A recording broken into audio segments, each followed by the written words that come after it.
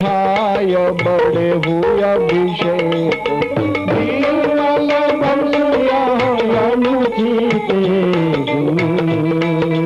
नंद बिहाई बड़े अभिषेक निर्मल बंसिया अनुचित नंद बिहाय बड़े हुए अभिषेक निर्मल बंसिया अनुचिते नंद बिहाई बड़े अभिषेक नंद बिहाय बड़े हुए अभिषेक नंद बिहाई बड़े अभिषेक बिमल वंश यह अनुचित एक हो।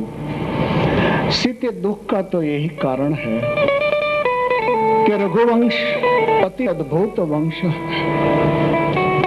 रघुवंश में मेरा जन्म हुआ। मैं समझता हूं मैं बहुत बड़े भाग्यवान हूं, लेकिन एक बात नु दुख ये छे कि रघुवंश नो एक नियम एवो छे कि मोटो भाई होय छे એ ગાદીનો વારસદાર હોય છે। આજ ગુરુજીએ મને બોલાવી આવતીકાલે રાજ્યાભિષેકની વાત કરી।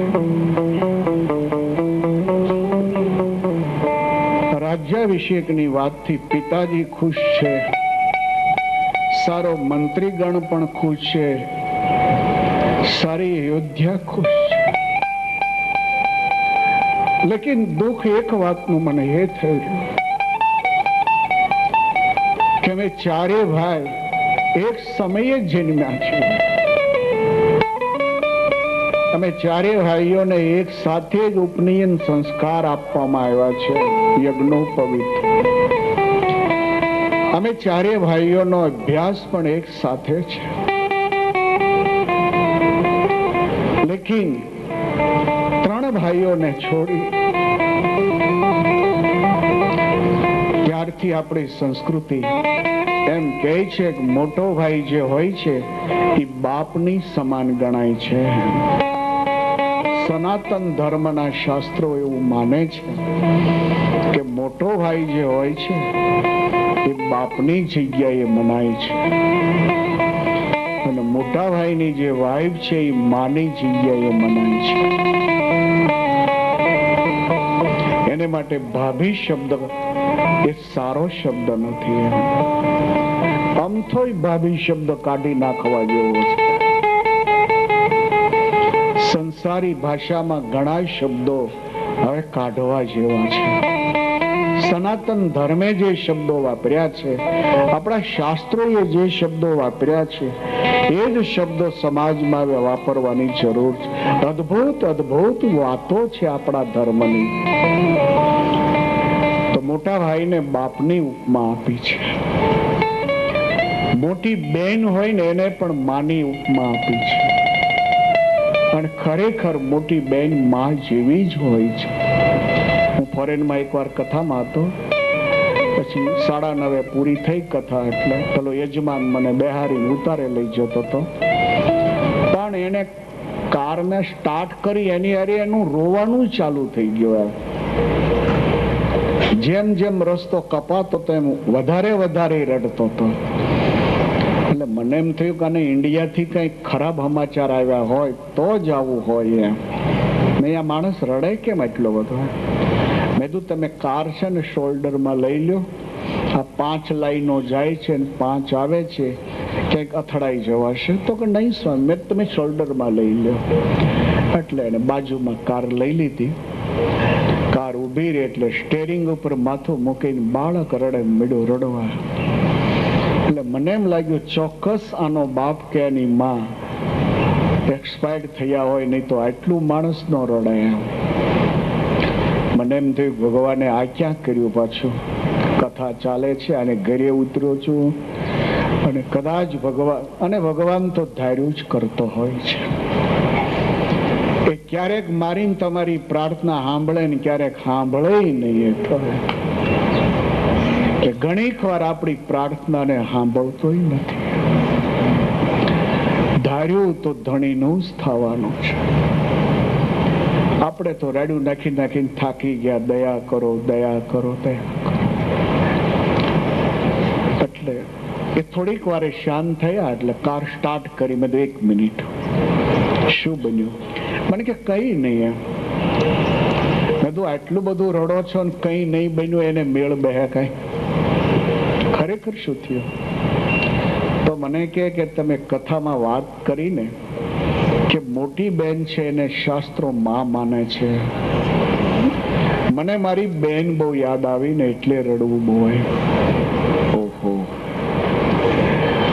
તમારી બેન યાદ આવી એમાં એટલું બધું રડવું કેમ આવ્યું? તો મને કે સ્વામી,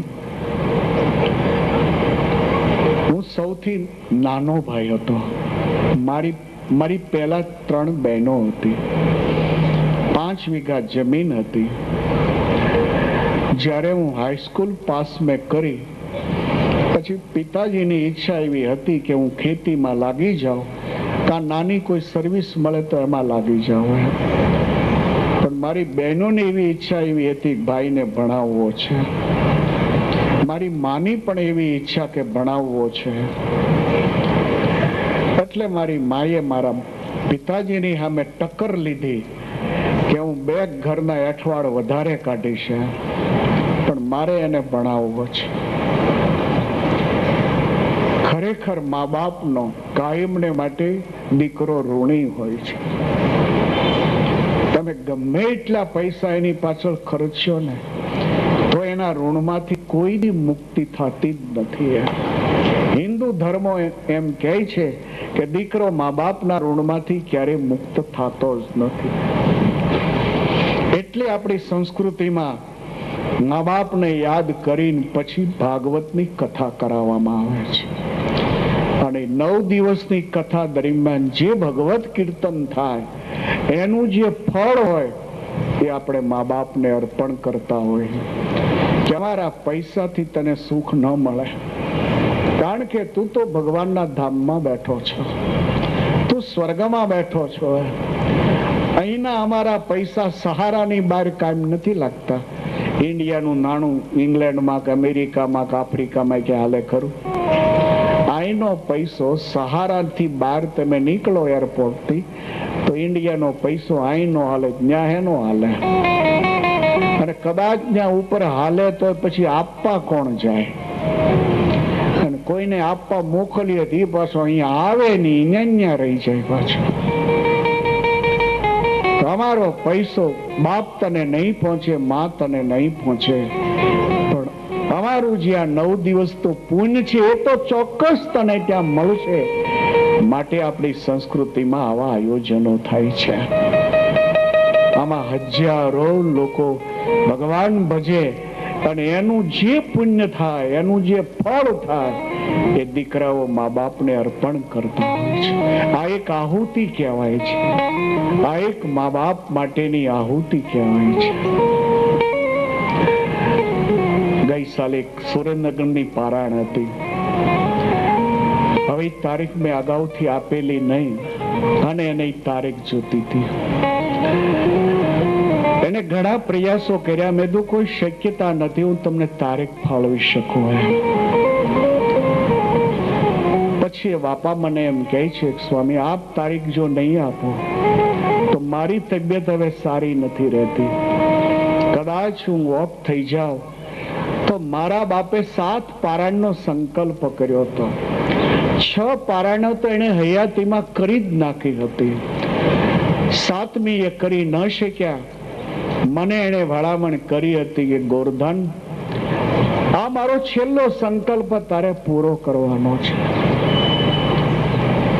સ્વામી મારી પાસે આજીવિકાની સ્થિતિ બરાબર નહીં, 5 પૈસાની વ્યવસ્થા નહીં.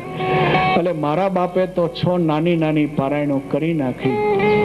પણ સમય જતા ભગવાન સ્વામિનારાયણની કૃપાથી હું ખૂબ સુખી થયો. આજ મારી પાસે ભગવાનની ખૂબ દયા છે. હવે મારું શરીર બરાબર નથી એટલે એક ઈચ્છા છે પિતાજીનો સંકલ્પ પૂરો કરું, પછી ભલે હું ઓફ થઈ છું.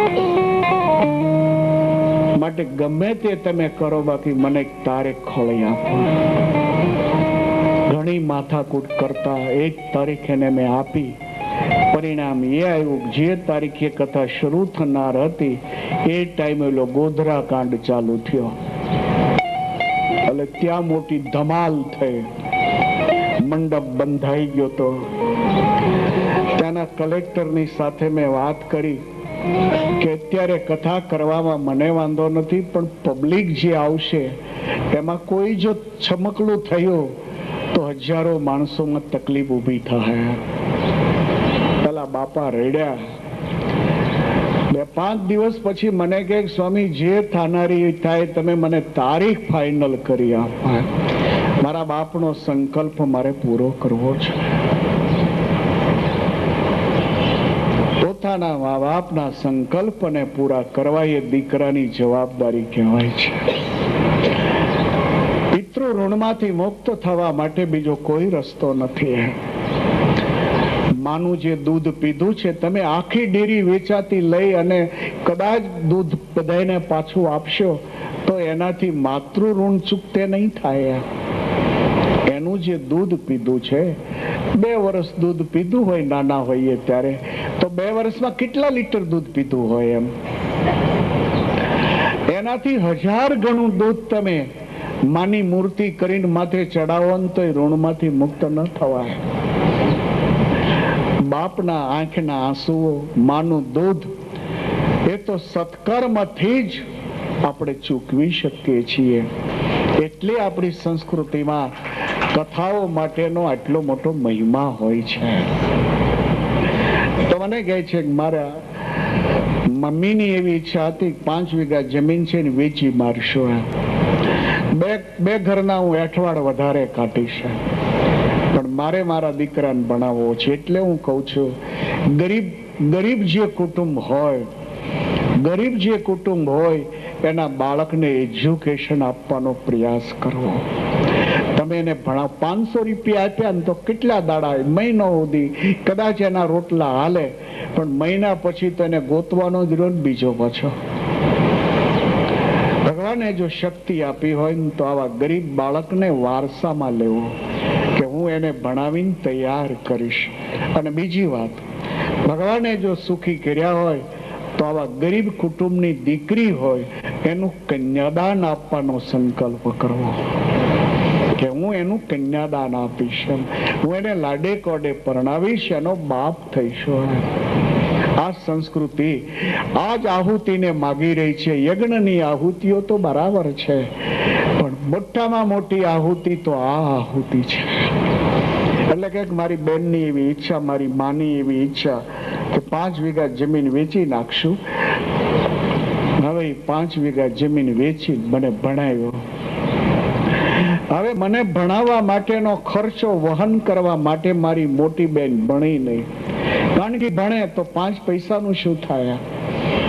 તો મમ્મી અને મારી બેન 2 ગામના અઠવાડ કાઢે, 2-4 બંગલાના વાસણો સાફ કરે, નોકરીયાણી તરીકે કામ કરે, ને એના 5 પૈસા આવે, એમાંથી મારો કોલેજનો ખર્ચો કાઢે.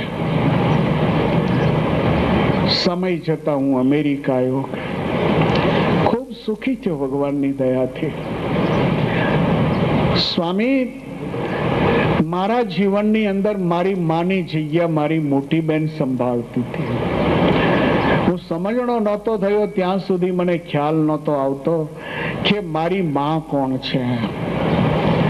મને ભણાવવા માટે મારી બેન ભણી નહીં, જે ભણી નહીં એને કારણે એને ભણેલા કોઈ બનેવી મારો ન મળ્યો, એને ગામડાનો છોકરો મળ્યો અને ગામડામાં બેનને જવું પડ્યું. આજે પણ એ બેન બિચારી સાધારણ મકાનમાં રહે છે. તમે વાત કરી કે બેન છે એ માનું સ્થાન, બસ ખરેખર મને યાદ આવી. મને મારી માં યાદ આવે છે અને મારી બેન યાદ આવે છે, ત્યારે ખરેખર મને એમ લાગે છે કે આ 2 પાત્રો અદ્ભુત છે. તો આજ ભગવાન સીતાજીને એમ કહે છે કે બિમલા બંસય અનુચિત એકો બંધો બિહાય બડે હુય અભિષેક. બિમલા બંસય અનુચિત એકો બંધો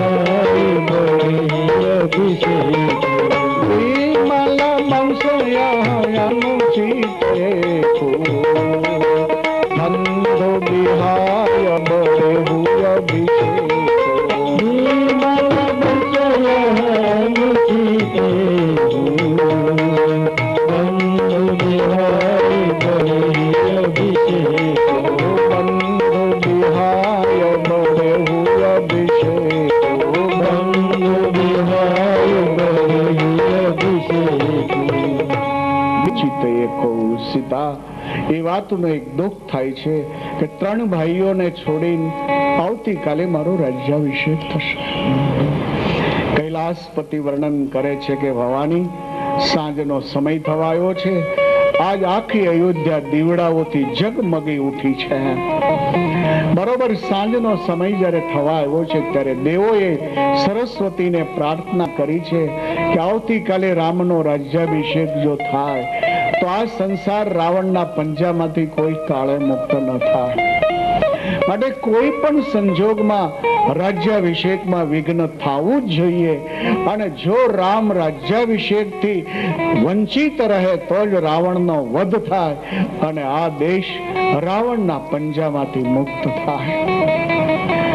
સરસ્વતી આ કાર્ય માટે આકાશ માર્ગે ઘૂમી રહ્યા છે કે રાજ્યાભિષેકમાં વિઘ્ન નાખવા માટે કોનું માધ્યમ ઉઠાવવું એમ.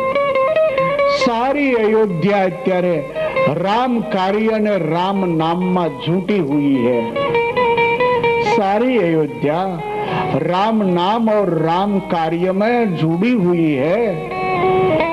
तो किसी का ब्रेन मैं खराब कर सकूं. सरस्वती ने ध्यान में आयु कि कई कई दासी मंथरा छे ने अगाशी में हवा खावा गई छे. बस आनी ज बुद्धि ने खराब करूं जेनाथी कई कई नी बुद्धि खराब थाय अने कई कई नी बुद्धि खराब थाय એટલે રામના રાજ્યાભિષેકમાં વિઘ્ન ઉત્પન્ન થાય. સરસ્વતીએ તરત પેલી મંથરા જે છે એ મંથરાની બુદ્ધિ હતી એની ડાયલાખી ફેરવી નાખી અને બ્રેન વોશ થતાની સાથે મંથરાને લાગ્યું કે શરહ કેમ શણગારાય છે. સફાળી ટેરેસ માંથી નીચે આવી જ્યાં ગેટ પાસે બહાર નીકળવા જાય ત્યાં અયોધ્યાની કોઈ લેડીઝ અનેક દિવેટો પ્રગટાવેલી છે, હાથમાં પૂજાના ઉપહારને લઈને આગળ વધી રહેલી છે. મંથરાને ગેટ થી બહાર નીકળવું પહેલે અયોધ્યાની લેડીઝ ને નીકળવું બે અથડાઈ ગઈ. મંથરી ખીજવાઈ ગઈ છે, દેખતી નહીં હોતું. મંથરાની સ્થિતિને જોઈ पहले अयोध्या ની लेडीज एम कहे छे कि मैं तो देखती हूँ लेकिन तुम नहीं देखती. मंथरा कहे छे कि आ बधु शणगाराय शुं रह्युं छे, तू क्यां जाय छे शणगार सजीने. पगली खबर नथी रामनो राज्याभिषेक थनार छे. रामना राज्याभिषेकनी वात सांभळता ज मंथराना बधाय आटा खलास थई छे. पाइपलाइन फीट थाय पण आटा होय तो आटा वगरनी लाइन होय एमांथी पाणी लीकेज ज थया करे ने. घणा लोको एम के स्वामी आशीर्वाद देजो आ डायो थाय पण एने आटा तो पडाय पेला आटा तो आटा वगरनो लावीने तू कहे छे के आनी पर दया करो. हवे आ पाइपलाइन में पाणी हाले एम रह्युं नहीं. व्हील खरू पण पंचर वाळું છે. હવે કાઢો व्हील નું તો પંચર થાય, માણાના બ્રેન નું પંચર ક્યાં કરવા છે. મંત્રીને લાગ્યો કે રામનો રાજ્યાભિષેક ખાલે એ સીધી જ કઈ કઈના મેલ की ओर. आज कई कई શૈયા પર સૂતા છે, પોતાના એક હાથથી માથાને ટેકવેલું છે. મંત્રી સફાળે આવી કઈ કઈ મહારાણીને એમ કહે છે કે આપને ઊંઘ આવે છે એ જ આશ્ચર્ય की बात है. તમે નથી જાણતા કે શું ઘટી રહ્યું છે. કઈ કઈ બેઠા થઈને કહે છે મંત્રી આજ તારું મોઢું કેમ આવું દેખાય છે. કઈ કઈ માતા એનું મોઢું હવે ડાચું થઈ ગયું છે, ડાચું થઈ કે બધાય કુશળ તો છે ને. મંથરા જવાબ આપે છે રામાહી છાંડી કુશલ કે યાજો જે જને દેવું જુબરાજો.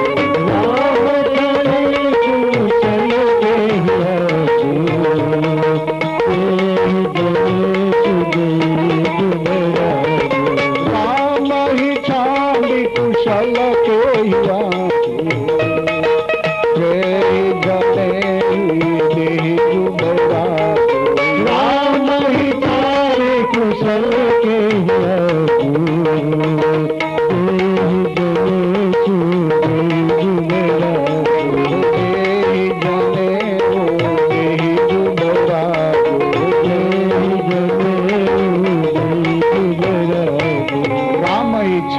કુશલ કે આજો.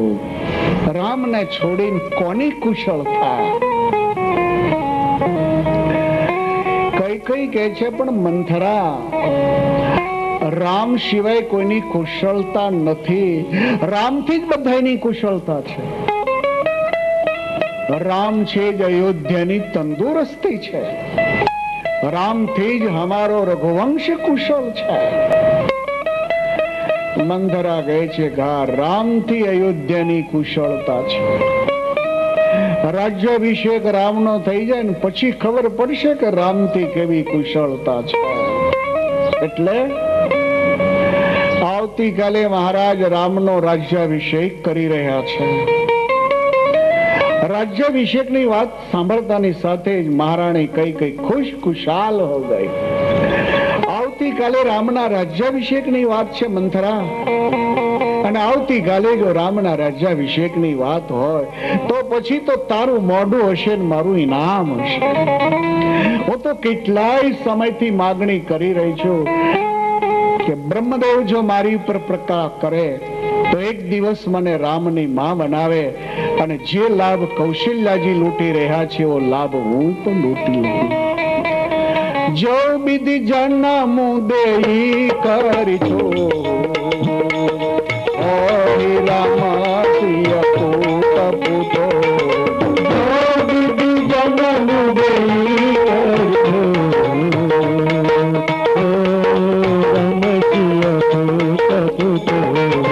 જો વિધિ જન્મ દેઈ કરી છો રામ સિય પૂત.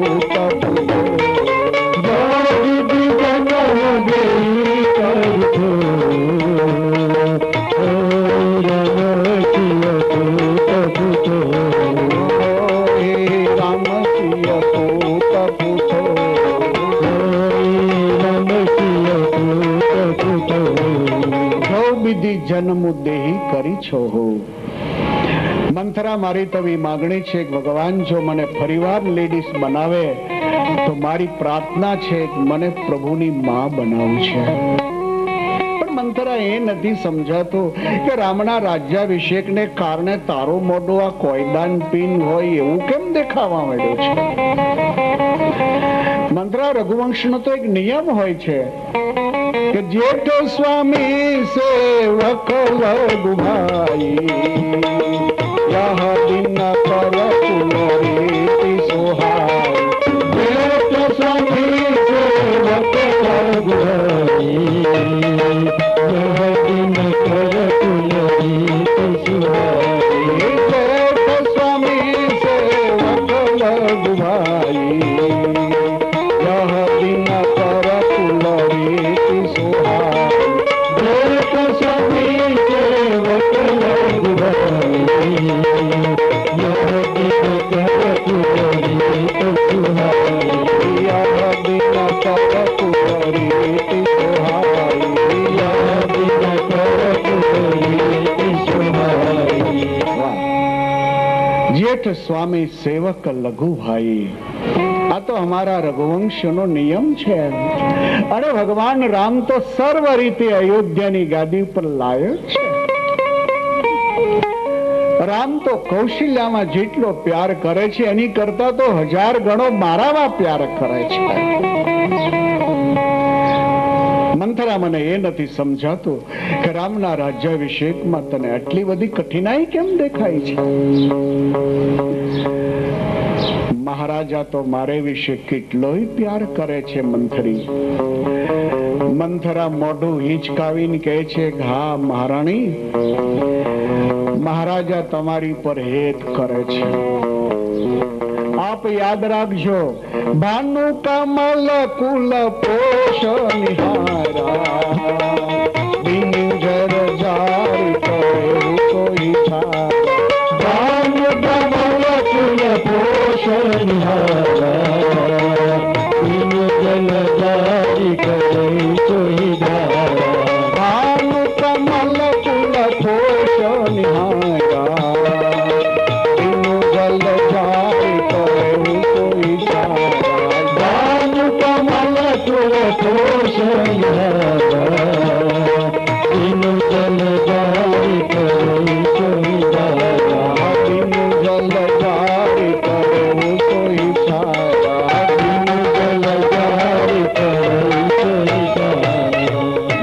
કમલ કુલ પોષની હારા. રાણીબા, તમે એમ કહો છો કે મહારાજા તો મને ખૂબ પ્યાર કરે છે, કૌશલ્યા બી ખૂબ પ્યાર કરે છે, અને રામ તો મારો પ્રાણ છે. રાણીબા, આપ યાદ રાખજો, સવારમાં સૂર્યોદય થતા જ પેલું કમળ ખીલતું હોય છે. જે સૂર્યથી કમળ ખીલે છે એ જ સૂર્ય કમળ જ્યારે પાણીથી બહાર નીકળે છે તો એ જ સૂર્ય કમળને સૂકવી નાખે છે. એમ મહારાજા જ્યાં સુધી તમારી યુવાની હતી ત્યાં સુધી તમને પ્યાર કરતા હતા. હવે મહારાજા પ્યાર કરે છે રામને. કૌશલ્યા અને મહારાજા એ ભેગા થઈ રાણીબા એક એવો સરસ માર્ગ શોધ્યો છે કે તમે ને ભરત બે જણા જિંદગી ભર રામની ચાકરી કરો ને તોય છૂટા ન થાવ, એવો સરસ આઈડિયા ગોઠવ્યો છે. કઈ કઈ ઉભા થઈ ગયા. કઈ કઈ બોલે છે બસ કરે મંથરી, બાત હો ગઈ. ખબરદાર છે. રામ કે મહારાજાનો ભાંગલો શબ્દ જો ક્યારે બોલી છો, જીભ ખેંચી કાઢીશું થારી. મંત્રી કહે છે રાણીબા, कोई महारानी થાય કે કોઈ દાસી થાય તો मुझे क्या लाभ और क्या नुकसानी. अब तो रानी है, मैं तो दासी हूँ. હું દાસી મટીને થોડી મહારાણી થવાની છું. રાણીબા, તમારું અહિત મારાથી સહન નથી થતું, એટલે હું તમને સાવધાન કરવા આવી છું કે ભરતને મોસાળે મોકલી ભરતની ગેરહાજરીમાં કોઈ પણ ન જાણી શકે એ રીતે કૌશલ્યાને દશરથજીએ એવું સરસ એક ઓપરેશન ગોઠવ્યું છે કે ઓપરેશન પાર પાડવા માટે રામનો રાજ્યાભિષેક કરવો છે. મહારાણી, તમને એ નથી સમજાતું કે રાજ્યના સારા એ કાર્યો મહારાજા તમને પૂછીને પછી આગળ વધે, અને રાજ્યાભિષેક જેવું કાર્ય છે આજ સાંજ પડવા આવી, સાંજ પડી ગઈ છતાં મહારાજા તમને પૂછવાય તૈયાર નથી. રાણીવા, યાદ રાખજો, પછી દિવાલની યારે માથું પછાડશો ને રડતા બી નહીં આવડવાનું. કોઈ રાજા બને કોઈ દાસી બને, મુझे તો ક્યાં દિક્કત હૈ. મારો સ્વભાવ જ હળગાવા જેવો છે, તને હપુચી હળગાવા જેવી છે. તારો સ્વભાવ નહીં પણ તને હપુચી હળગાવી દીધા જેવી છો. મંદરા કહે છે મારો સ્વભાવ જ એવો છે ને કે જેને કારણે તમારું અહિત મારાથી સહન નથી થયું. મંથરાની સાથે કઈ કઈ વાત જે લંબાવી એનું પરિણામ એ આવ્યું કે કઈ કઈની બુદ્ધિ હતી એ પણ ચેન્જ થઈ ગઈ, અને બુદ્ધિ ચેન્જ થતાની સાથે જ કઈ કઈ મંથરાને કહે છે, સુની મંથરા બાત ફોર તોરી ભાઈની આંખની કફર કહીનો.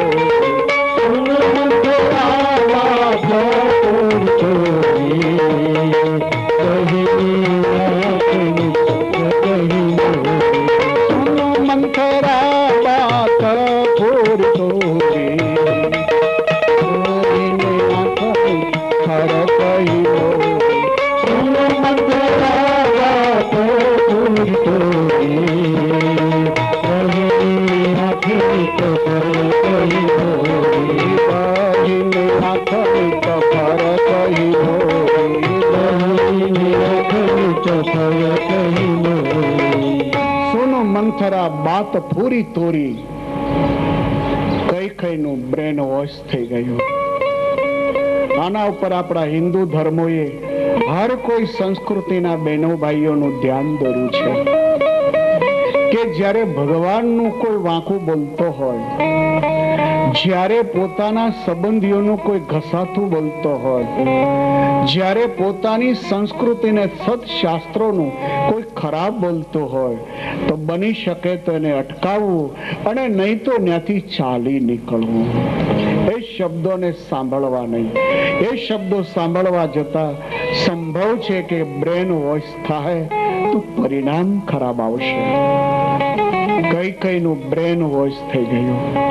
ખરેખર મંથરાની પહેલી વાત સાંભળ્યા પછીથી કાં તો એને અટકાવવાની જરૂર હતી અને કાં તો કઈકઈજીએ ત્યાંથી ખસી જવાની જરૂર હતી. આજ કઈકઈનું બ્રેન વોશ થઈ ગયું. હવે કઈકઈ ન રહ્યા. મંથરીને કહે છે, મંથરી, હવે મને તારી વાત યાદ આવે છે કે ઘણા સમયથી મારી જમણી આંખ ફરક્યા જ કરતી હતી. મને એમ લાગતું હતું કે મને કોઈ મોટા અપશુકન થાય, મોટા અપશુકન થાય, પણ આનાથી મોટા બીજા અપશુકન કયા હોઈ શકે? મંથરી, મારું હિત કરનાર તારા સિવાય અયોધ્યામાં હવે કોઈ બીજું છે જ મંથરી. હવે તો તું જો કરી શકે તો જ મારું હિત થાય, નહીં તો હું તો મોતને ઘાટ ઉતરેલી છું. મંથરી, એક વાત સાંભળી લે. હું કોઈ પણ સંજોગમાં રામના રાજ્યાભિષેકને હું જોઈ શકીશ નહીં. કઈ દિવાલની હારે માથું મેળ્યા અથડાવા. મંથરાને લાગ્યું કે બરાબર હવે હરણું જાળમાં પકડાઈ ગયું છે. મંથરા કહે છે, રાણીબા, તમે શાંત થાઓ. હજી બાજી તમારા હાથમાં છે. હજી તમે જો ધારો તો કૌશલ્યએ તમારે માટે જે વિચાર્યું છે એ વ્યાજ સાથે કૌશલ્યને તમે આપી શકો એમ છો. કઈ બોલે છે, મંથરા, એવો કોઈ રસ્તો હવે મને નથી દેખાતો. નહીં રાણીબા, તમારી પાસે બહુ સારો રસ્તો છે. કયો રસ્તો? સાંભળો. તમે મને ઘણીક વાર કહેતા હતા કે મહારાજાની પાસે મારા 2 વર લેણા છે. તો ગયા અત્યારે કોક ભુવનમાં ચાલ્યા જાઓ. હમણાં જ મહારાજા સભા બરખાસ્ત કરીને તમારા મહેલે આવશે. એને ખ્યાલ આવશે કે મહેલમાં તમે નથી, એટલે કોપ ભુવનમાં આવશે. અને કોપ ભુવનમાં જયારે આવે ત્યારે મારી તમને ભલામણ છે કે માથું પછાડીને ચોફોડી નાખે, બાકી તમે જવાબ ના આપતા. કઈ કહે છે, મંથરા, બસ હવે તો તું જે કહીશ એ રસ્તે જ હું ચાલીશ. મને લાગે છે તારા કીધેલા રસ્તે ચાલવામાં જ મારું ટૂંકું થાય.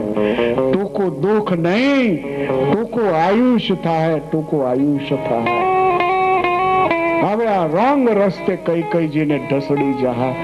આ દેશની એક અદ્ભુત નારી હતી કઈ. આપ સોચિए जरा, मैंने कई का पूरा थिंकिंग किया है. જેની કુખમાંથી ભરત જેવું પાત્ર પાક્યું હોય, જેની કુખમાંથી ભરત જેવું પાત્ર પાક્યું હોય, એ ભરતને જન્મ દેનારી માં કોઈ સાધારણ માં ન હોય. એ ભરતને જન્મ દેનારી માં કોઈ સાધારણ માં ન હોય. પણ કઠણાઈ હતી કઈજીની કે જેને આ મંથરા ભટકાઈ ગઈ, કે જે મંથરાને કારણે કઈનું જીવન ન રહ્યું. મંત્રી કહે છે કે કોપ ભવનમાં જઈ સારા શણગારને કાઢી નાખી, કાળા કપડાને પહેરીને જમીન ઉપર સૂઈ જાઓ. અને મહારાજા જયારે આવે, મનાવવાનો કોઈ પણ પ્રયાસ કરે, તમે એની અમે આંખ ભી ખોલતા નહીં, એક અક્ષર ભી નહીં બોલતા. કદાચ મહારાજા તમને એમ કહે કે તારા વચન 2 લેણા હું આપું, તો વચન માંગતા પહેલા ભૂપતિ રામ શપથ જબ કરી, तब मांगे हो यही बचन न ठहरी. भूपति राम शपथ जब करी, तब मांगे हो यही बचन न ठहरी. भूपति राम शपथ जब करी, तब मांगे हो यही बचन न ठहरी. भूपति राम शपथ जब करी, तब मांगे हो यही बचन न करी. तब मांगे हो यही बचन न करी. तब मांगे हो यही बचन न करी. भूपति राम शपथ जब करही. રામના સોગન ખાઈને એમ કે તારા 2 વચન માગ, તું માગીશ આપીશ. ત્યારે જ તમે મગનું નામ મરી પાડજો. એક વચનથી ભરતનો રાજ્યાભિષેક અને એક વચનથી રામને 14 વર્ષનો વનવાસ. કૌશલ્યાને જિંદગીભર યાદ રહે કે કઈ માટેનો મેં જે પ્લાન કર્યો હતો એ મારા ગળામાં સપૂચો ગાળવ્યો કઈ નાખી દીધો. કઈ ખુશ થઈ ગયા છે. મંથરાના નિર્ણય ઉપર કોપ ભવનમાં આવી સારા શણગારોને કાઢી અને કાળા કપડાને પહેરી હાથની કોણીનું વશુકું કરીને આજ મહારાણી સુઈ છે. માણસના કરેલા કર્મો અવશ્ય માણસને ઢસડી જ જતા હોય છે. બુદ્ધિશાળીની બુદ્ધિ અહીંયા બેડ મારી જતી હોય છે. એ ટાઈમે દુનિયા કંઈ પણ કરવા માંગતી હોય છે, છતાં હેલ્પ કરી શકાતી નથી. હવે મહારાજા સભાને બરખાસ્ત કરી આ સમાચાર કૈકેયીને પહેલા આપું. આવી શુભ ઈચ્છાથી કૈકેયીને મહેલે આવ્યા છે. મહેલ ખાલી દેખાય છે. મંત્રી ઊભી હતી ગેટ ઉપર, માથું નીચું ઢાળેલું હતું. મહારાજ કહે છે, મંત્રી કહા હે મહારાણી? મંત્રી તેડી દ્રષ્ટિ કરી વ્યંગ ભાષામાં કહે છે, રાણી માતાઓ, રાજમાતાઓ દાસીઓને હૃદયની વાત થોડી કહેતા હોય છે. હું એટલું જ જાણું છું કે કોપ ભુવન તરફ એ જતા હતા અને કોપ ભુવનનું નામ સાંભળતાની સાથે તો મહારાજ કાપી ગયા. આ રઘુવંશી રજવાડામાં કોપ ભુવન બનાવવામાં આવતું હતું, પણ રેકોર્ડ હતો કે કકુસ્થ મહારાજ થી આરંભી અને ભગવાન રઘુનાથજી સુધી કોઈ દિવસ આ કોપ ભુવનનું બારણું ખુલ્લું નહોતું. આજ કોપ ભુવનનું નામ સાંભળતા મહારાજ કાપી ગયા. જ્યાં કોપ ભુવનમાં જઈને જોવે તો કઈ પાથર્યા સિવાયની જમીન ઉપર કાળા કપડાને પહેરી હોતા છે. મહારાજ કઈ કહેતા આગળ વધ્યા. કઈ હાથમાંથી જે ચૂડીઓ હતી એ કાઢી નાખી હતી, બંગડીઓ, એ મહારાજાના પગની તે ચૂડો આવ્યો, ચૂડાના બે ભાગ થઈ ગયા. આ દ્રશ્યને જોતા મહારાજને એમ લાગ્યું, શાયદ મારો અધ્યાય પૂરો થનાર. ઈશ્વરી સંકેત મળી ગયો. કૈકેયીની બાજુમાં બેસી હાથ ફેરવી મેળા સમજાવા, કેવી હેતુ રાની રીસાની પરસત પાની પતિ નિવારઈ. રીસાવાનું શું કારણ છે? કઈ સારી આખી અયોધ્યા તારે આધીન છે, હું બી તારે આધીન. હજી સુધી એવું કોઈ બન્યું નથી તને પૂછ્યા સિવાય મોય કે કામ કર્યું હોય. કઈ મહારાજાનો પ્રાણ મહારાજાના શરીરમાં નથી રહેતો. આખો કૌશલ પ્રાંત જાણે છે કે અવધેશનો પ્રાણ જો હોય તો એની મહારાણી કઈ છે. આજ તું આ સ્થિતિમાં કેમ છે? તું શું ઈચ્છી રહી છો? કોને તું રાજા કરવા માંગે છે અને કયા મહારાજાને રંગ બનાવવા માંગે છે? તારી સામે કોઈ આંગળી ચીંધી હોય તો એનું માથું ઉતારી લઉં હું. બોલે તો સહી. કઈ કહે છે કે હા, રંકને રાજા બનાવી દઉં તો માગે હું આપું. મારા બે વરદાન લેણા છે, એ માગું તો આપશો કે નહીં એમાંય મને શંકા. અરે કરે કઈ पगली इतनी नानी बात में इतना दंगा को बजा दिया, इतनी छोटी बात में। हाँ छोटी बात है, મને ખાતરી છે તમે આપશો જ તે। અરે કઈ કઈ તું બોલે ને ઉપદેશ ના આપી શકે। રામના સોગન ખાઈને કહું છું તું જે માગે આપવા। सुना हूँ प्राण प्रिय भावत जी का, देहो एक बर भरत ही जी का। सुना हूँ प्राण प्रिय भावत जी का, देहो एक बर भरत ही जी का। सुना हूँ प्राण प्रिय भावत जी का, देहो एक बर भरत ही जी का। सुना हूँ प्राण प्रिय भावत जी का, देहो एक बर भरत ही जी का। देहो एक बर भरत ही जी का, देहो एक बर भरत ही जी का। કઈ કઈ શણગાર સજા છે, આસન લીધું છે, મહારાજની સામે એમ કહે છે કે તો પછી તમે રામના સોગન ખાધા છે એટલે માગણી કરું છું કે અયોધ્યાની ગાદી પર ભરતનો રાજ્યાભિષેક થાય। પરીક્ષિત આખું વાતાવરણ ચેન્જ થઈ ગયું. ભવાની આખું વાતાવરણ ચેન્જ થઈ ગયું.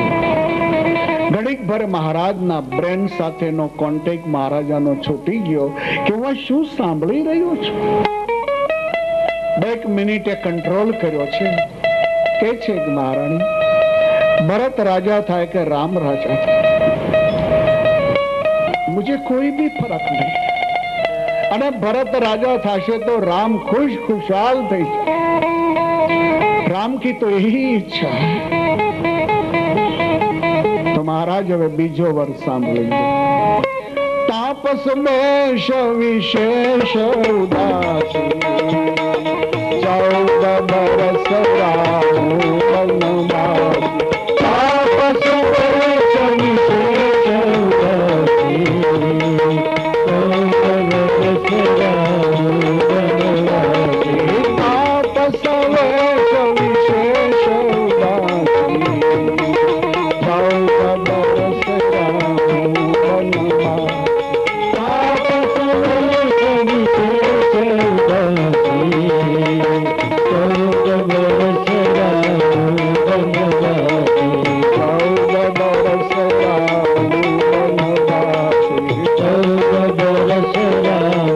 વનવાસ. વેશ વિશેષ ઉદાસી. અને આ કઈ કઈના શબ્દો એ મહારાજાને સદાયને માટે ભાંગી નાખી. આજ મહારાજની આંખમાં અંધારા મળ્યા.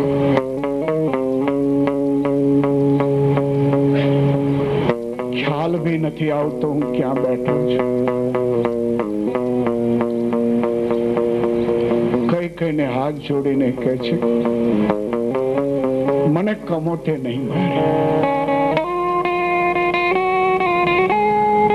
તારી પહેલી માગણીને હું સ્વીકારી લઉં છું.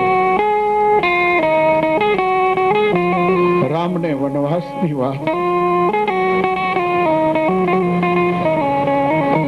સારી રાત મહારાજા રડ્યા છે. કઈ કઈના પગમાં માથું મૂક્યું છે, પણ હવે કઈ કઈ નથી. આ વાતની પ્રભુને જ્યારે જાણકારી મળી છે ત્યારે પ્રભુ આવ્યા છે, પિતાજીને વંદના કરી છે, માં કૌશલ્યાની રજા લીધી છે. લખણને ખ્યાલ આવતા લખણ આવ્યા છે, સુમિત્રાની એને રજા લીધી છે. સીતાજીએ હાથ પકડી છે, હું હારે આવીશ. આ ત્રણેયને કઈ કઈએ વલકલ વસ્ત્રો પહેરાવ્યા છે અને ભગવાન પિતાજીને વંદના કરી રથમાં બિરાજમાન થઈ ગયા. સ્વામી નારાયણ સ્વામી નારાયણ સ્વામી નારાયણ સ્વામી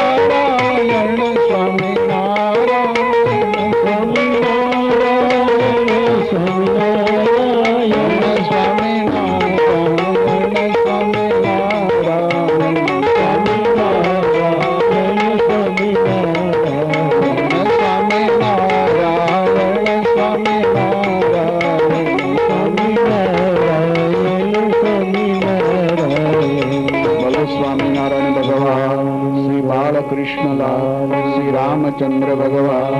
નમઃ પાર્વતી પતયે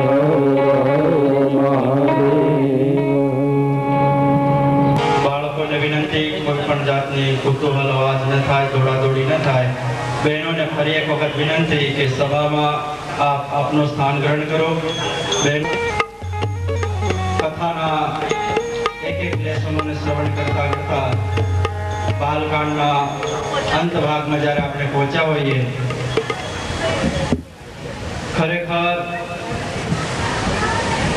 આનંદની વાત છે કે આવા સરસ સભા મંડપમાં દિવ્ય વાતાવરણની વચ્ચે જ્યારે આવો હિન્દુ સંસ્કૃતિનો પવિત્ર ગ્રંથ એનું શ્રવણ આપણે કરતા હોઈએ, વક્તા સ્થાને પરમ પૂજ્યપાદ પુરાણી સ્વામી જ્યારે વ્યાસ ગાદી પર વિરાજમાન થયા હોય અને એમના મુખેથી જ્યારે એક એક કથાનો ભાવાર્થ, એનું ઊંડાણપૂર્વકનું રહસ્ય જ્યારે જાણવાનું મળતું હોય, ખરેખર એક વિષય ઉપર જ્યારે 3 કલાક સ્વામી બોલે, એક લીલા ઉઠાવે અને એની ઉપર 3 કલાક વિવરણ કરે, ઘડિયાળનો કાંટો જોત જોતામાં 3 કલાકને પાર કરી જાય. એનું કારણ કે સ્વામીએ આ શાસ્ત્રના ઊંડાણમાં જઈ અને જે સંશોધન કર્યું છે, જે મંથન કર્યું છે, અને એ રહસ્ય જ્યારે આપણને બિરસતા હોય ત્યારે તેમ લાગે ખરેખર એમના મુખારવિંદમાં ઘનશ્યામ મહારાજના શબ્દો જાણે નીકળતા હોય, આટલું સરસ મધુર એ જ્ઞાન પુરાણી સ્વામી આપણને પીરસે છે. પૂજ્ય પુરાણી સ્વામીને અહીંયા સુધી જો કોઈ જકડીને લઈ આવ્યું હોય તો એ છે અમારા જુગલદાસ પરમાનંદદાસ જાગાણી, એમનો પરિવાર. ભગવાન સ્વામિનારાયણની કઈક વિશેષ કૃપા કે જેને પરિણામે આપણને સૌને ફરી એક વખત આ શ્રીમદ રામચરિતમાનસનો કથા શ્રવણનો મોકો મળ્યો છે. પ્રાતઃકાળે જ્યારે કથા આપણને સંભળાવી,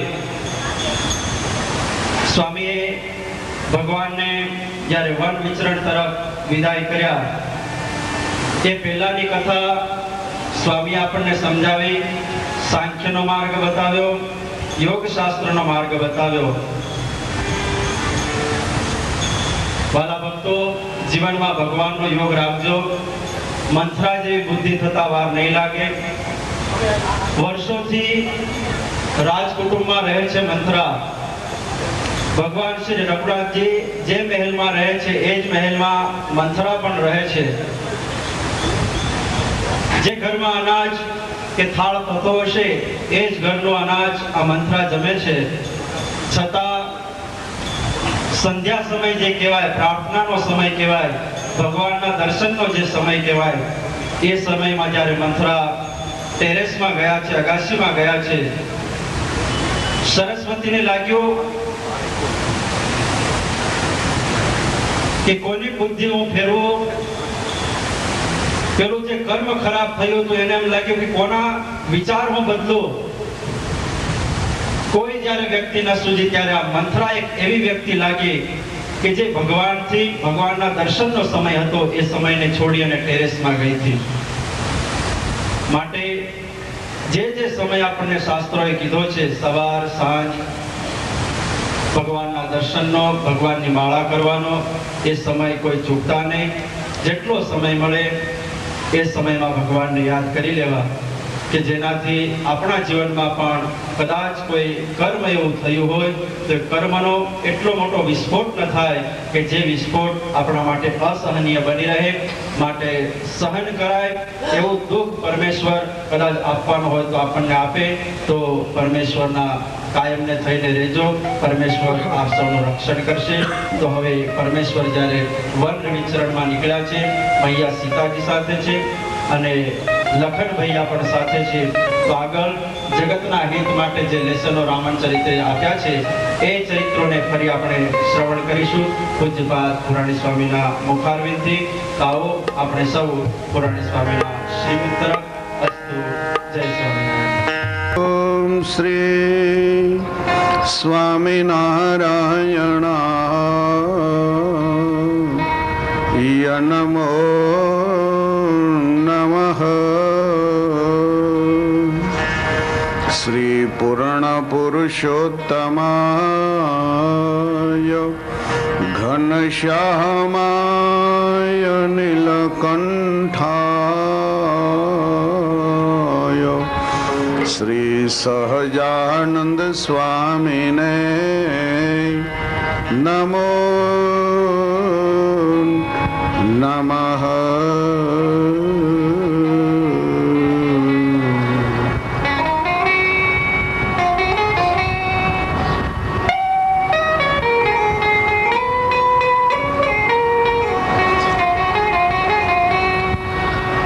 બોલો સ્વામિનારાયણ ભગવાનની જય. શ્રી નરનારાયણ દેવની જય. શ્રી લક્ષ્મી નારાયણ દેવની જય. શ્રી મદન મોહનજી મહારાજની જય. શ્રી રાધાય રમણ દેવની જય. શ્રી ગોપીનાથજી મહારાજની જય. શ્રી બાલકૃષ્ણલાલની જય. શ્રી રામચંદ્ર ભગવાનની જય. શ્રી વિઘ્ન વિનાયક દેવની જય. શ્રી પવન સુત હનુમાનની જય.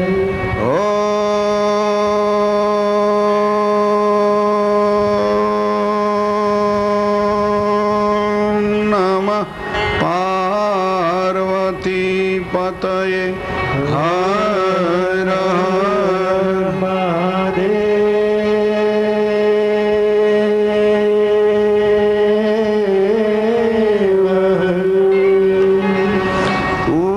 ઉત્તરે રામ સુરેશ્વરી દેખી. ઉત્તરે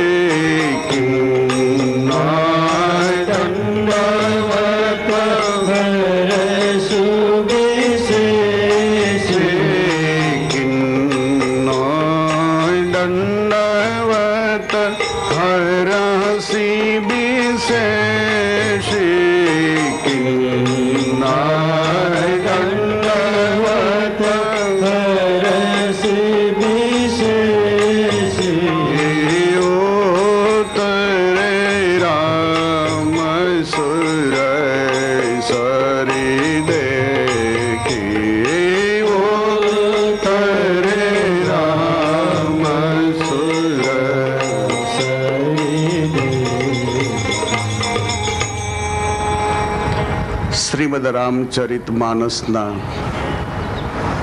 અયોધ્યા કાંડમાં જગતનું કાર્ય કરવા માટે મનુષ્ય શરીરે જેનું પ્રાગટ્ય છે, આવા ભગવાન શ્રી સીતારામજી જેની સુમધુર કથા આવે છે, અનંત જીવાત્માઓને સુખી કરવા માટે ઐશ્વર્ય શક્તિને છુપાવી ભગવાન મનુષ્ય શરીરે આ લોકમાં પધાર્યા હતા. વર્ષોથી જીવાત્માઓ પરમાત્માને મેળવવા માટે જે સાધન કરતા હતા, એ દરેક જીવાત્માઓને સમીપપણાનું સુખ આપવા વાસ્તે પરમેશ્વરે ઐશ્વર્ય શક્તિને છુપાવી છે, વનવાસનું એક નિમિત્ત બનાવ્યું છે. સીતાજીની સાથે પરમેશ્વરે અયોધ્યાનો ત્યાગ કર્યો છે. પરમાત્માની એક એક લીલાને વારંવાર ઋષિઓએ ગાન કર્યું છે. પરમાત્માની લીલાઓની પાછળ જીવાત્માઓનું ઉત્થાન અને ઉદ્ધાર, આ બંને રસ્તાઓ સમાયેલા છે. તબ સુનિએ ભગવાન શ્રી સીતારામજીની સુમધુર કથા. સારી અયોધ્યાની જનતાને રડતી છોડી ભગવાન જ્યારે અયોધ્યાથી બહાર નીકળે છે, અયોધ્યાની જનતાએ રથનો પીછો પકડ્યો છે. પરમેશ્વરને લાગ્યું કે મારી પીછે પીછે જો અયોધ્યાની પ્રજા આવશે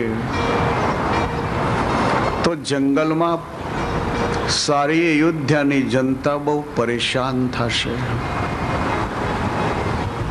ચાલતો રથ તમસાને કિનારે આવ્યો છે.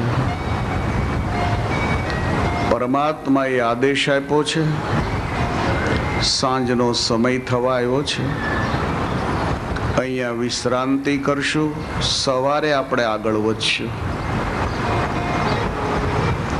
પરમાત્માના આદેશ ઉપર અયોધ્યાની જનતા છે, આખા દિવસની થાકેલી ને રડેલી હોવાને નાતે તમસાને કિનારે નિદ્રાધીન બની છે.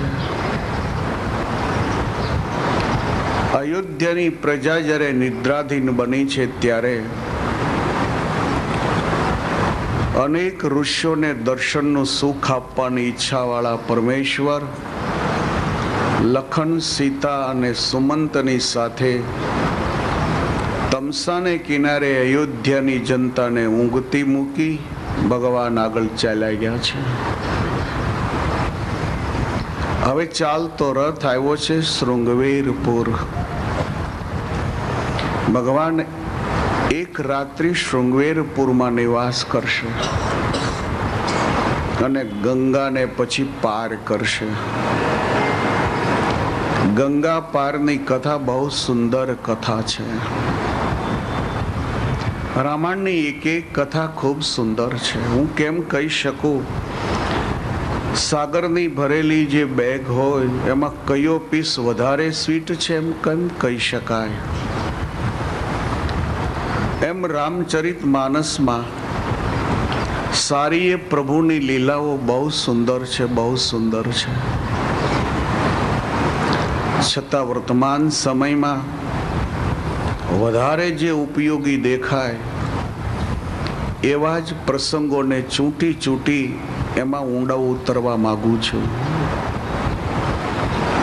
ભગવાન ગંગાજીને પાર કરશે. આ કથાનું લેસન બહુ સરસ છે. આ કથા એમ કહેવા માંગે છે કે કદાચ સારું હાઉસ મળે, પૈસાનો ઘણો સારો યોગ મળે, ઘણો મોટો પરિવાર મળે, પરંતુ પત્ની જો સાનુકૂળ ન મળે અને બહેનોના જીવનમાં પતિ જો સાનુકૂળ ન મળે તો જે કંઈ મળ્યું છે એ સુખનું કારણ નથી બનતું, એ દરેક દુઃખનું કારણ બને છે. ગંગાને પાર પ્રભુ કરે છે. એ કથાનું લેસન, સુખ મોટા હાઉસથી ન મળે, સુખ સંપત્તિથી નહીં મળે, સુખ કોઈ સત્તાથી નહીં મળે. સુખ મળશે પુરુષને પોતાની પત્નીથી, બહેનોને પોતાના પતિથી. આ બંનેને જો એકબીજાની સાનુકૂળતા નહીં હોય તો જે કંઈ છે એ બધું એને માટે કડવાશ ભરેલું લાગશે. ખરેખર રાજમહેલ અને રાજસત્તા જો સુખનું કારણ જો હોત તો અવધેશ અયોધ્યામાં આજ રડતા ન હોત. એક જ કૈકેયીએ દિશા બદલી. દશરથજીનું સારું એ જીવન દુઃખમાં ધકેલાઈ ગયું છે. પત્ની દિશા બદલે છે, પુરુષના સારા એ સુખો સમાપ્ત થાય છે. બહેનોના જીવનમાં પતિ દિશા જો બદલે તો બહેનોના સારા એ સુખો છે એ સમાપ્ત થાય છે. માટે ભગવાનની પાસે કાયમ માટે માગણી કરવી કે લગ્નને માંડવે જે ઉત્સાહ હતો, જે આનંદ હતો, જે આશાઓ હતી, પ્રભુ આને હંમેશને માટે તું જીવંત રાખજે, જેનાથી આ સંસાર સુખરૂપ બને. નહીં તો સુખરૂપ સંસાર દુઃખરૂપ બનશે. કૈકેયીની કથા જ્યારે સાંભળીએ ત્યારે બહેનો ઉપર એક નફરત ભાવ પેદા થશે કે લેડીસોનું પાત્ર આટલું મોટું વળાંક લઈ લેતું હશે. કૈકેયીની કથાથી જીવનનો એવો આપણને મેપ દેખાય કે સ્ત્રી જીવન કેટલું બધું નીચે જતું રહેતું જીવન દેખાય છે. તો ભાગવતજીમાં આવતી ઉત્તાનપાદની કથા જ્યારે સાંભળીએ ત્યારે આપણને એમ લાગે પુરુષ જીવન આટલો મોટો વળાંક લઈ શકતું હશે. ઉત્તાનપાદ અને સુનીતિની કથા જ્યારે ભાગવતજીમાંથી સાંભળીએ ત્યારે એવો સરવાળો જગતનો દેખાય કે પુરુષ આટલી હદે નીચો જતો રહેતો હશે. પુરુષ ખરાબ છે કે લેડીઝ ખરાબ છે એ કહી શકાય એવું નથી. બંનેને માટે સમય જ ખરાબ હોય છે, સમય જ ખરાબ હોય છે. કોણ ખરાબ છે એ કહેવું બહુ મુશ્કેલ છે.